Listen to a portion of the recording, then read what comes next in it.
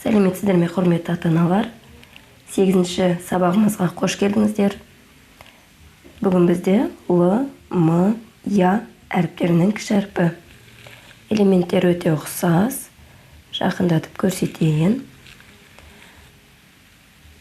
Астыңғы сызықтан бастаймыз.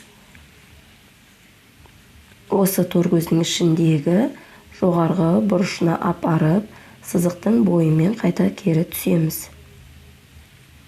Л. Екі торкөз тастадым.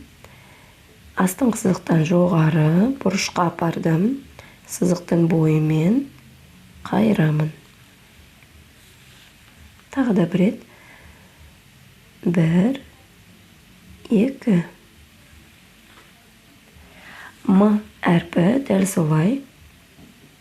Тек 3 таяқша бар. 1, 2, 3. Қайталаймын. Бұрышқа апарамыз. Сызықтың бойымен төмен түсемін. Артқа қайырамын. М әрпінің ортасы астыңғы сызыққа тиюі маңызды. Қайтадан. 1, 2, 3.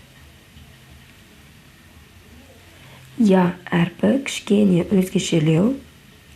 Астыңғы сызықтан басталады, бірақ төбеге дейін апармаймыз. Мұнда кері қайырып, домалағын жасап аламыз да, жоғары көтеріп, түзу түсеміз. Қайталаймын. 1, 2, 3, 4.